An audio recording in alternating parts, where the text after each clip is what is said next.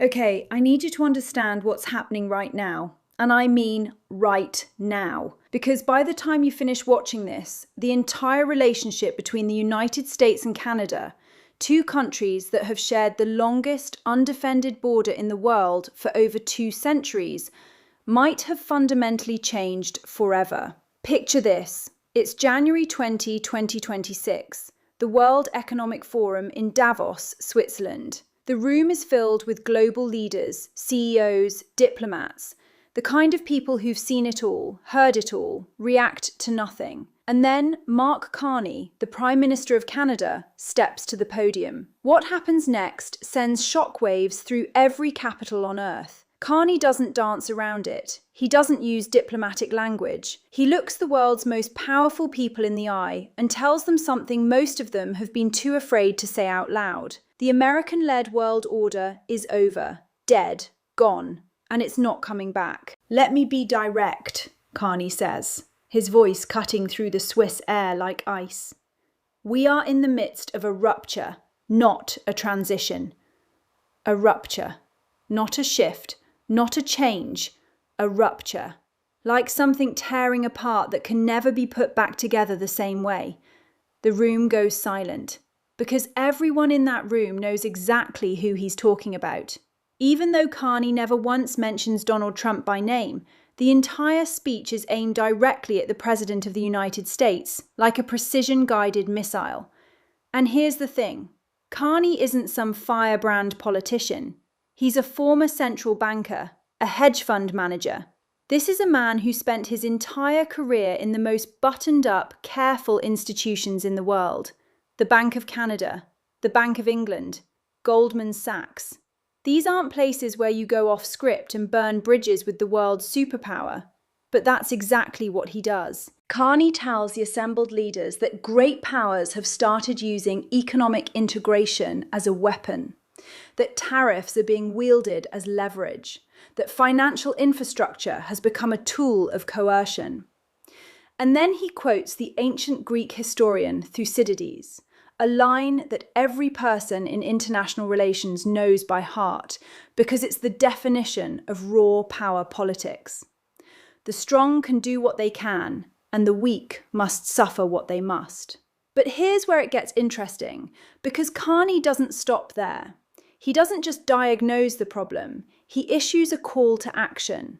He tells the world's middle powers, countries like Canada, Australia, South Korea, the European nations, that they need to stop pretending the old system still works. Stop invoking the rules-based international order like it's still functioning. Call it what it actually is now. A system of intensifying great power rivalry, where the most powerful pursue their interests through economic coercion. Middle powers must act together, Carney declares, because if you are not at the table, you are on the menu. The reaction is immediate.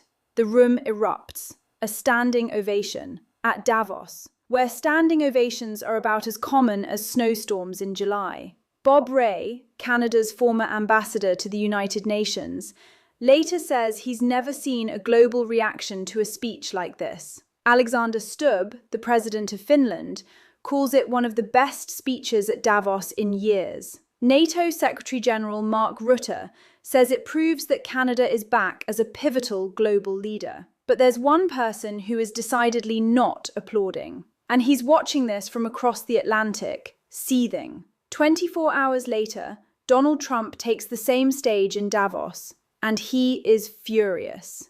I watched your Prime Minister yesterday, Trump tells the crowd, his voice dripping with contempt. He wasn't so grateful. But they should be grateful to us, Canada. Canada lives because of the United States. Remember that, Mark, the next time you make your statements.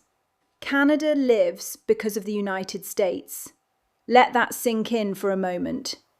The President of the United States just told the world that an entire sovereign nation, a G7 country, a NATO ally, one of the most resource-rich countries on Earth, only exists because America allows it to exist. This isn't diplomacy. This isn't even an insult. This is a statement of ownership. Like Canada is a vassal state, like the entire country is property. And Trump doesn't stop there. The very next day, he revokes Canada's invitation to his Board of Peace, a $1 billion initiative supposedly designed to oversee peace efforts in Gaza. The message is clear. You cross me, you pay. But here's what makes this moment so unprecedented. Carney doesn't back down. Most politicians, when confronted with this kind of fury from the American president, would immediately start damage control, issue a clarification, soften the language, find some way to walk it back without losing too much face. Carney does the opposite. He flies home to Quebec City and delivers another speech, this time directly to the Canadian people. And he doubles down. Canada and the United States have built a remarkable partnership, Carney says. But Canada doesn't live because of the United States. Canada thrives because we are Canadian. The internet explodes. The clip goes viral across every platform, not just in Canada, around the world. Because what Carney just did is something almost no American ally has dared to do in the modern era. He looked at the most powerful person on the planet and said, in effect, no, we are not your property. We are not your subordinate. We are a sovereign nation and we will act like one.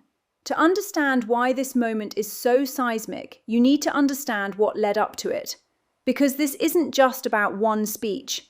This is the culmination of nearly a year of escalating tension that's been building between Washington and Ottawa like pressure in a volcano. It starts in November 2024, right after Trump wins the presidential election. Before he's even inaugurated, he threatens 25% tariffs on all Canadian goods. The justification? Fentanyl and illegal immigration. Never mind that less than 1% of fentanyl seized at American borders comes from Canada. Never mind that Canadian border officials actually confiscate more drugs going into Canada than American officials seize coming from Canada. The facts don't matter. The tariff threat is the point. Then, in December, something truly bizarre happens. Trump starts publicly suggesting that Canada should become the 51st state of the United States. At first, some people think he's joking, just Trump being Trump, trolling for attention. But he keeps saying it, over and over, in interviews, on Truth Social, at press conferences, and each time he's more explicit about it. Canada should be our cherished 51st state, Trump posts on social media in early February. We don't need their cars, we don't need their lumber, we don't need their energy. Without this massive subsidy, Canada ceases to exist as a viable country. Read that again. The President of the United States is publicly arguing that an entire nation would collapse without American support, and therefore should surrender its sovereignty. This isn't 19th century imperialism dressed up in modern language. This is just straight up imperialism, period. And Trump isn't subtle about what he actually wants. During a closed-door meeting that gets leaked to the press, former Prime Minister Justin Trudeau tells Canadian business leaders that Trump's real goal is access to Canada's resources, the critical minerals. The vast reserves of lithium, nickel, cobalt, graphite, zinc, the materials needed for electric vehicle batteries, solar panels, semiconductors, the stuff that defines economic and military power in the 21st century. They're very aware of our resources, of what we have, Trudeau says, and they very much want to be able to benefit from those. Trump even starts calling Trudeau Governor Trudeau instead of Prime Minister. It's a calculated insult designed to strip away Canada's status as an independent nation. And it works in the sense that it infuriates Canadians across the political spectrum. By the time Mark Carney wins the Canadian federal election in late April 2025, defeating the Conservatives and taking over from Trudeau, the relationship is already in freefall. Carney runs explicitly on defending Canadian sovereignty against Trump's threats. His campaign message is clear. We will not be bullied. We will not be owned. We will stand up to Donald Trump. And then the tariffs actually hit. On February 1st, 2025, Trump signs executive orders imposing 25% tariffs on nearly all Canadian goods except energy, which gets hit with 10%. The economic impact is immediate. Exports to the United States, which make up over 3/4 of Canada's total exports, start to plummet. By June, overall exports to America are down 12.5% compared to the previous year. Canada retaliates. Prime Minister Carney announces 25% counter tariffs on $30 billion worth of American goods, expanding to $155 billion after 3 weeks.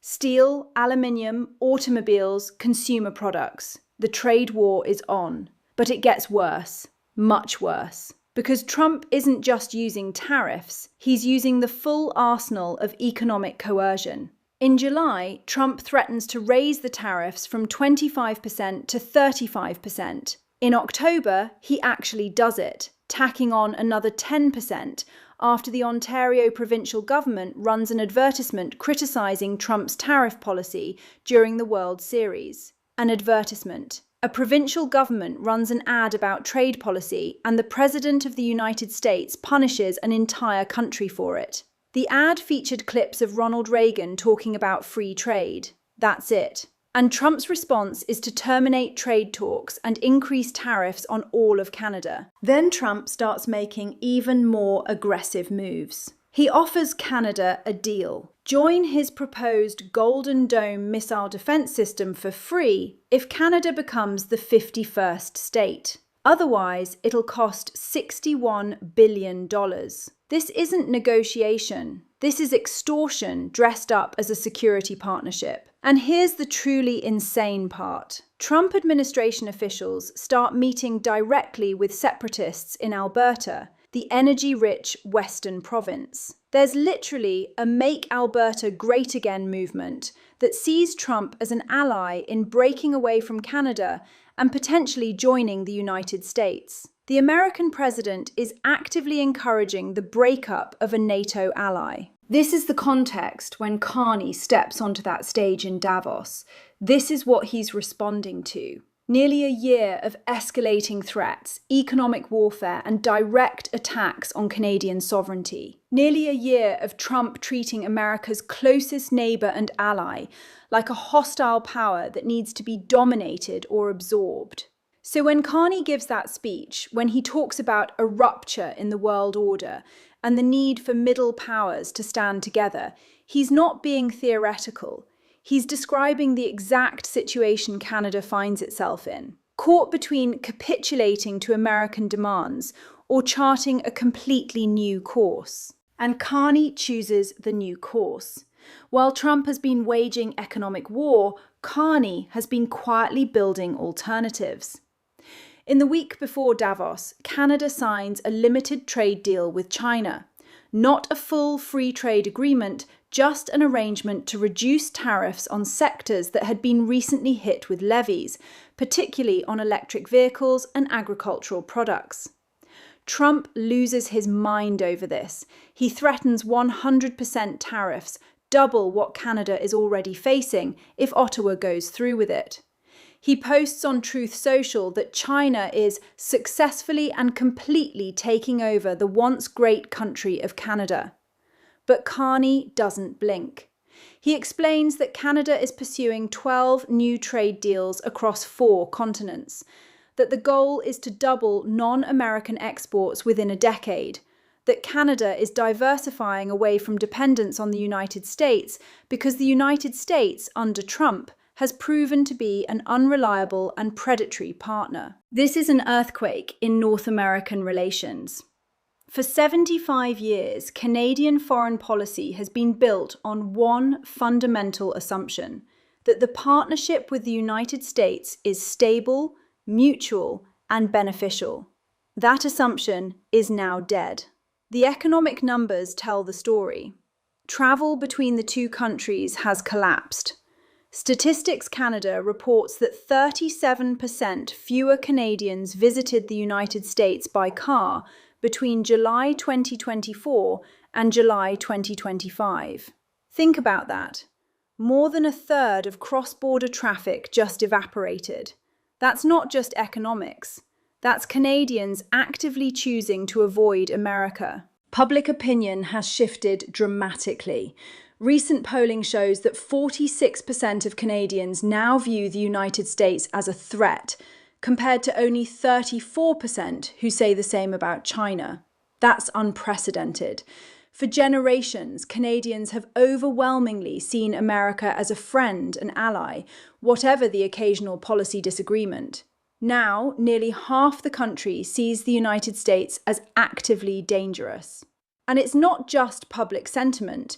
Provincial leaders are speaking out in ways that would have been unthinkable just 2 years ago. Doug Ford, the Premier of Ontario, and someone who's generally been friendly with Conservatives, says openly that right now President Trump himself is acting like the enemy. Andrew Furey, the Premier of Newfoundland, frames the situation as economic warfare and an attack on Canadian values and independence. He compares it to Newfoundland's annexation by Canada in 1949, when severe economic hardship forced the former British territory to give up its independence. That comparison is deliberate, because Trump has said explicitly multiple times that his goal is to collapse the Canadian economy so that annexation becomes easier. He's not hiding it. In January, he tells reporters, the one thing he has said repeatedly is that what he wants to see is a total collapse of the Canadian economy, because that will make it easier to annex us. This isn't speculation. This isn't reading between the lines. The President of the United States is openly stating his intention to economically destroy a sovereign nation in order to absorb it. And Canada's response through Carney is essentially, bring it on. We're done playing by your rules. We're building new partnerships. We're pivoting to new markets. We're strengthening ties with Europe, with Asia, with anyone who will treat us like an equal partner rather than a subordinate.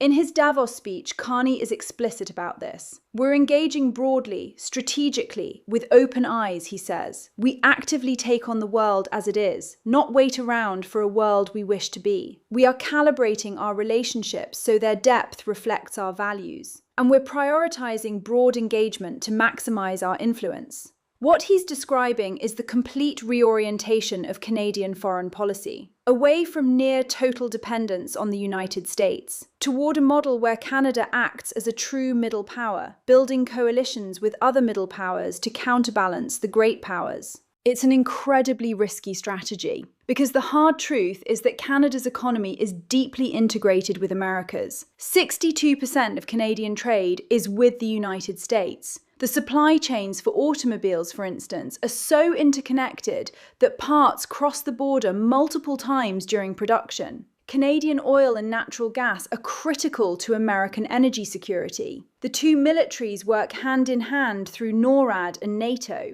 Unwinding that integration, even partially, is going to be painful. The Canadian economy has already taken hits. GDP has been fluctuating month to month, sometimes growing slightly, sometimes contracting slightly. The uncertainty alone is damaging as businesses struggle to plan for a future where they can't rely on American market access. But Carney's argument is that staying dependent is even more dangerous, because what Trump has demonstrated is that the relationship isn't mutual, it's asymmetric. And asymmetric relationships become exploitative when the stronger party decides to use its leverage.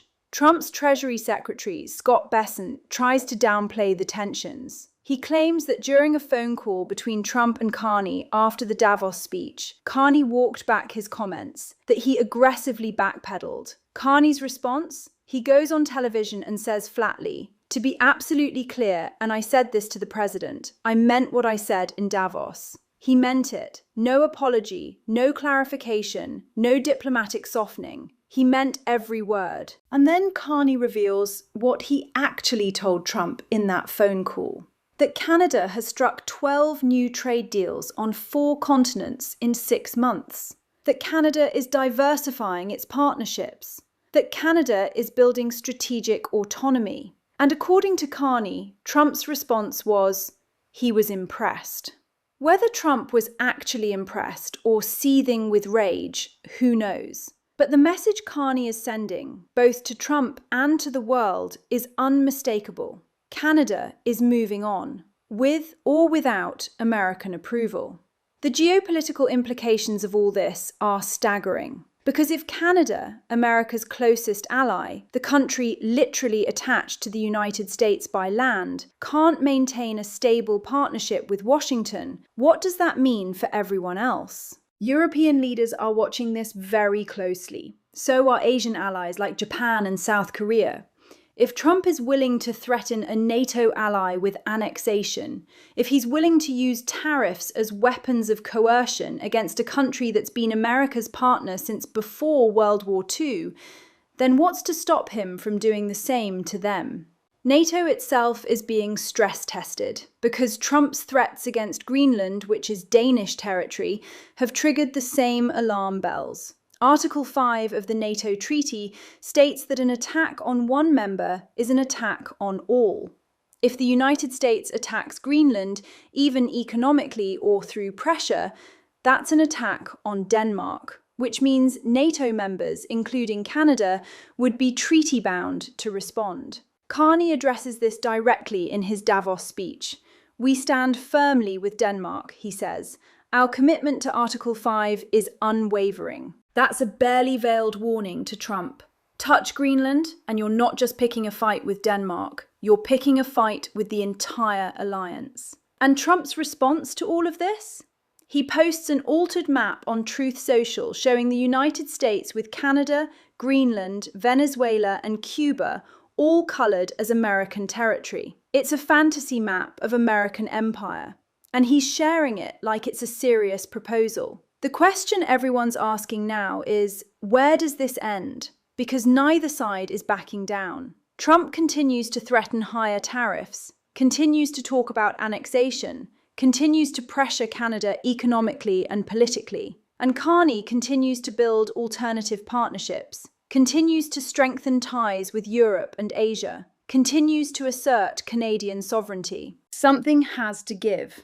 Either Trump moderates his approach, realizes that he's pushing Canada into the arms of America's competitors, and finds a way to de-escalate, or Canada continues down this path of diversification and strategic autonomy, fundamentally reshaping North American relations for a generation. The third option, the one nobody wants to think about too seriously, is that tensions continue to escalate until something breaks. A trade war that spirals into a full economic divorce, political tensions that damage security cooperation, or, worst case, a genuine crisis that tests whether the NATO alliance can survive when one member is actively threatening another. Here's what we know for certain. The old relationship between the United States and Canada is over. The assumption that these two countries will always be natural partners, that their interests are fundamentally aligned, that geography and history make their friendship inevitable, that assumption is dead. Trump's vision is fortresses. America first, taken to its logical extreme. Economic nationalism. Might makes right. The strong do what they can, and the weak suffer what they must. Carney's vision is coalitions. Middle powers banding together to create an alternative to both American hegemony and great power rivalry. A world where countries don't have to choose between being at the table or on the menu, because they've built their own table. Which vision wins will shape the next chapter of global politics. And right now, in February 2026, that contest is playing out in real time between Washington and Ottawa.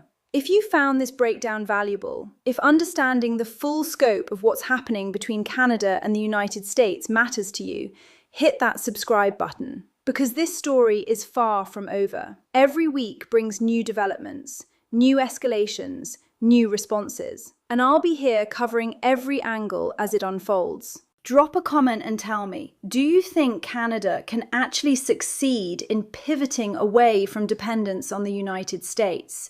Or is this a gamble that's going to backfire spectacularly? Can middle powers genuinely build an alternative to American dominance? Or is Carney's vision just wishful thinking in the face of hard geopolitical reality? This is the question of our time, and we're watching the answer being written right now in tariff schedules and trade deals, in speeches at Davos and posts on Truth Social, in the choices being made by leaders who know that the old world is dying and something new is struggling to be born. Stay tuned, because whatever comes next, it's going to reshape the world we live in.